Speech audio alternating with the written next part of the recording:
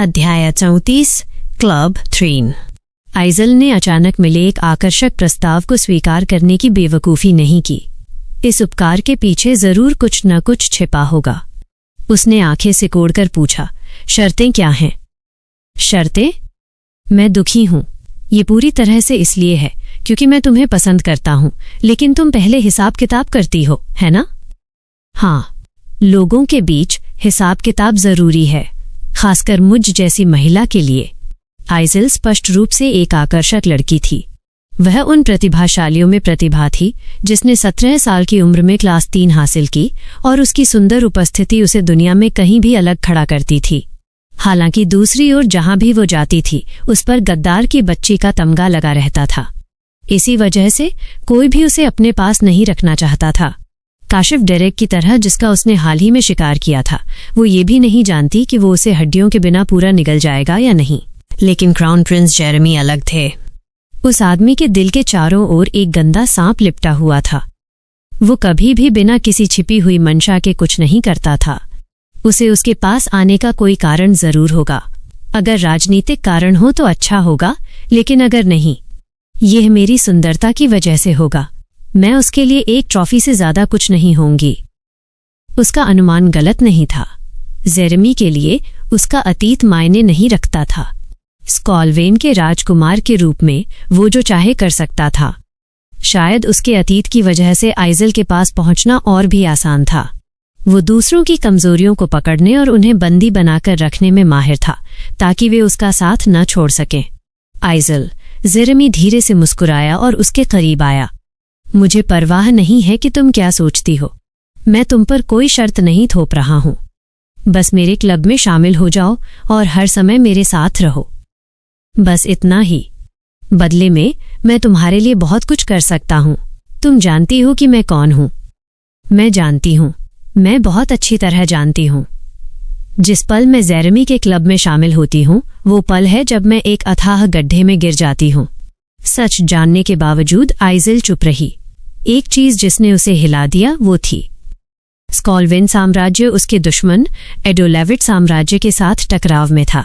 उस साधारण कारण से परे, क्राउन प्रिंस जेरेमी की शक्ति से वो अपने सभी संघर्षों को समाप्त कर सकती थी। उसे अब 1200 क्रेडिट की सस्ती रोटी से संतोष नहीं करना पड़ेगा। उसे अब बहिष्कार का जीवन नहीं जीना पड़ेगा। भेदभावपूर्ण व्यवहार झेलना और नजरअंदाज होना नहीं पड़ेगा। वह एक बार फिर एक कुलीन के रूप में संबंध बना सकती थी। वह अपने भविष्य की योजना बना पाएगी और एक महान वातावरण में शिक्षा प्राप्त कर सकेगी। अगर वो बस अच्छे कपड़े पहने, अच्छा खाना खाए, अच्छी शिक्षा प्राप्त करे और एक बोनस के रूप में उसकी शक्तियों का उपयोग करे, तो बदला लेना आसान हो सकता है। वह बहुत प्रलोभित थी। उन सभी लाभों के लिए उसे बस एक ट्रॉफी के रूप में जीना था। वो ये भी नहीं जानती थी कि वो ऐसा कर पाएगी या नहीं। अभी ये बहुत मुश्किल था। वो सच में आसान रास्ता चुनना चाहती थी। जिस पल आइजल ने कुछ कहने के लिए अपना मुंह खोला, धप! उसका सिर एक तरफ मुड़ गया। उसे स्थिति समझ नहीं आई। उसकी बाईं आंख में झुनझुनी हो रही थी और लग रहा था कि उनमें आंसू भर आए हैं।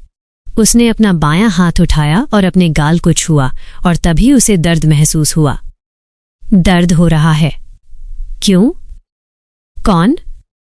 जब उसने अपना सिर घुमाया तो उसने छोटे काले बालों वाली एक प्यारी लड़की को बिना किसी भाव के चेहरे के साथ अपनी ओर देखते हुए देखा।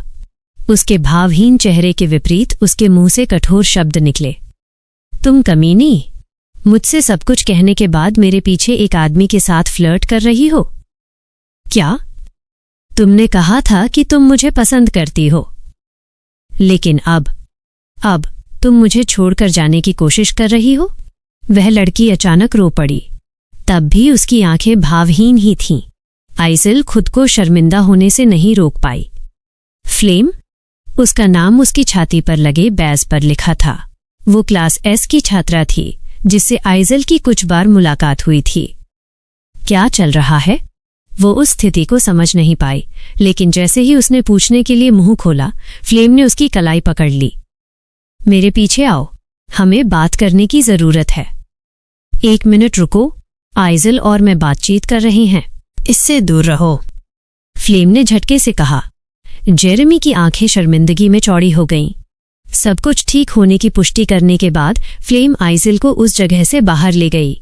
जेरेमी जब नज़र से ओझल हो गया, एक लंबी दूरी तय करने के बाद ही आइज़ल को होश आया। रुको रुको, क्या है ये सब, क्या है? उसने चिल्लाया, फ्लेम की पकड़ से अपना हाथ छुड़ाते हुए। फ्लेम उसकी ओर मुड़ी और पहले के विपरीत इस बार उन आंखों में मानवीय भावनाएं थीं। वो राहत महसूस कर रही थी। बाल बाल बचे। अभी क्या हुआ? मैंने वहां से निकलने के लिए अचानक वे बातें कह दी। अगर तुम बिना किसी कारण के मना कर देती तो शायद तुम्हें जबरदस्ती परेशान किया जाता, तो मैंने तुम्हारे लिए एक बहाना बनाया। वैसे तुम्हें मेरा धन्यवाद करना चाहिए। तुम्हारी वजह से मैं स्नातक होने तक डेट नहीं कर पाऊंगी, क्योंकि मुझे उस कमीने पर नजर रखनी होगी। फ्लेम ने दांत पीसे। नहीं, मेरा मतलब है, तुमने ऐसा क्यों किया? क्यों? तुम जानती हो क्यों? उस बच्चे के क्लब में शामिल होना आत्महत्या करने जैसा होगा। जीवन अभी की तुलना में बस थोड़ा बेहतर होगा, लेकिन क्या ऐसे जीवन का कोई अर्थ है? क्या तुम जीवन भर गालियों की बौछार के नीचे सिर झुकाकर जीना चाहती हो? क्या तुम मुझे जानती हो? फ्लेम ने आइज़ल पर एक नज़र डाली और फिर अपना गला साफ किया। जानती हूं, मैं तुम्हारी फैन हूं, इसीलिए मैं तुमसे बहुत नफरत करती हूं। क्या? तुम इतनी मूर्ख लड़की क्यों हो जो ऐसी मीठी बातों से बहक जाती हो? मैंने तुम्हारे लिए अपनी जान जोखिम में डाली है, इसलिए आज जो हुआ उसे कभी मत भूलना। और बाद में मुझे एक ड्रिंक पिलाना। हम नाबालिग हैं। तुम बहुत ज्यादा बोलती हो। मुझे 3 साल बाद एक ड्रिंक पिलाना। अगर तुम ऐसा नहीं करती हो तो मैं तुम्हें मार डालूंगी। ये कहने के बाद फ्लेम ने अपना हाथ हिलाया और पल भर में गायब हो गई। आइज़ल ने क्लास की घंटी बजने की आवाज सुनी। फ्लेम के कार्यों के बावजूद वो जितनी लगती थी उससे कहीं ज्यादा मॉडल स्टूडेंट थी। उस चुनाव को महसूस करते हुए जो उसने लगभग कर लिया था, आइज़ल जमीन पर बैठ गई। वो सही कह रही है। अगर मैं जेरेमी के क्लब में शामिल हो जाती तो मैं उसकी ट्रॉफी बन जाती। क्या मेरा जीवन सच में अभी से बेहतर होता? क्या वो सच में उसके लिए अपना व्यक्तित्व बदल लेता? क्या वो उसके साथ दयालुता से पेश आता? संभव नहीं है। स्कॉलविन के क्लब में शामिल होने से मिलने वाले सभी लाभ वास्तव में आइज़ल के भ्रम और आशाएं थे। वो अपना चेहरा हाथों में लिए वहीं खड़ी रही और वो लंबे समय तक हिली नहीं। डिक। जैसे ही घंटी बजी जो क्लास के अंत का संकेत था, फ्लेम एक डेस्क पर बैठ गई। उसे अगले लेक्चर पर जाना था, लेकिन उसका सिर अभी भी भ्रमित था, शायद इसलिए कि 2 घंटे पहले क्या हुआ था। मैंने अच्छा किया, है ना? मूल उपन्यास में आइज़ल जेरेमी के क्लब में शामिल हो गई थी। वहां वो एक बहुत ही भयानक नरक में गिर गई। एक महिला के रूप में वो सभी प्रकार के शर्मनाक अपमान और गपशप को सहन करेगी और कोई भी उसकी उपलब्धियों को स्वीकार नहीं करेगा। उन सभी का श्रेय स्कॉलविन को देगा। उसके बाद आइज़ल का अवसाद और भी बदतर होता गया, लेकिन जेरेमी के लिए ये एक अच्छी बात थी। वो लड़की जितनी ज्यादा गरीब होती गई, उतनी ही आसानी से उसे दबाया और नियंत्रित किया जा सकता था। इसका मतलब था कि वो एकमात्र व्यक्ति जिस पर वो भरोसा कर सकती थी, वो वही था। इसलिए जेरेमी ने अकेले में आइज़ल को और भी बेरहमी से प्रताड़ित और प्रतिबंधित किया और सार्वजनिक रूप से उस पर स्नेह बरसाया। तुम मेरे बिना नहीं जी सकती। एक पाठक के रूप में ये एक काफी डरावना घटनाक्रम था। जेरेमी एक अफवाह वाला फ्लर्ट था और ऐसा लगता नहीं था कि वो सच में आइज़ल से प्यार करता था। अगर उसने उसमें रुचि खो दी तो वो उसे तुरंत बाहर फेंक देगा और दूसरी महिला को अपने जाल में फंसा लेगा। बाद में ये पता चला कि जेरेमी घटनाओं की एक श्रृंखला के माध्यम से आखिरकार आइज़ल से ईमानदारी से प्यार करने लगा। हालांकि ये बेहतर था कि वो कथानक जहां वो बर्बाद हो गई थी नहीं हुआ। नहीं, मैंने अच्छा किया।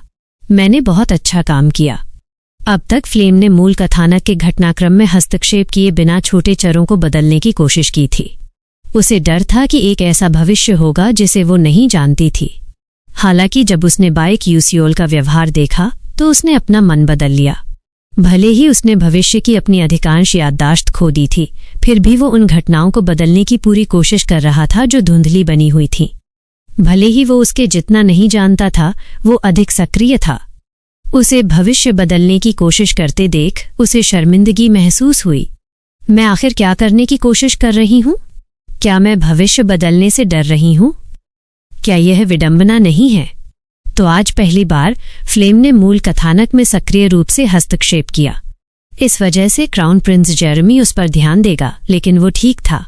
किसी भी मामले में ये पर्याप्त होगा अगर मुख्य पात्र और अधिक ईमानदार बन सके। लेकिन जरूर उसे ये महसूस नहीं हुआ कि मैं झूठ बोल रही थी, है ना? ईमानदारी से कहूं तो ये थोड़ा डरावना था। जेरेमी को विशेष रूप से खाना पसंद नहीं था। ऐसा नहीं था कि उसे व्यंजनों का कोई स्वाद नहीं था, न ही उसकी स्वाद इंद्रियों में कोई समस्या थी, लेकिन वह स्वादिष्ट के एहसास को ठीक से नहीं पकड़ पाता था। मीठा, नमकीन, कड़वा, ये वो तरह की संवेदनाएं थीं जो उसे महसूस होती थीं। वो केवल न्यूनतम मात्रा में पोषक तत्वों का सेवन करता था और उसके पास एक विशेष रसोइया भी था। आज काफी स्वादिष्ट था। जेरेमी हर बार अपने विशेष रसोइये से ऐसा कहता था। इसका कोई कारण भी नहीं था, ये बस एक आदत थी। एक नैपकिन से अपने होंठ पोंछते हुए जेरेमी ने अपनी प्लेट बाहर रखी और नौकर ने जल्दी से मेज साफ कर दी।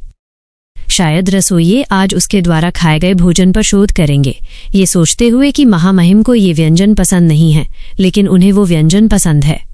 उन्हें पता नहीं था कि सब कुछ व्यर्थ था। भोजन समाप्त करने के बाद जेरेमी जल्द ही विचारों में खो गया। वो अक्सर उन चीज़ों के बारे में सोचता था जो हो चुकी थीं और जो होने वाली थीं, उनका अनुमान लगाता था। आज हालांकि उसने केवल फ्लेम के बारे में सोचा। वह एक प्यारी लड़की थी। ऐसा इसलिए नहीं था क्योंकि उसका चेहरा प्यारा था, बल्कि उसका व्यवहार ही प्यारा था। खुले तौर पर झूठ बोलते हुए आइजल को अपने सामने से ले जाने का कार्य बहुत प्यारा था। दिलचस्प। उसने आइजल से संपर्क करने का कारण उसकी साधारण जिज्ञासा थी। पतित ड्यूक मॉर्फ, उत्कृष्ट सुंदरता वाले एक प्रतिभाशाली जादूगर की वंशज।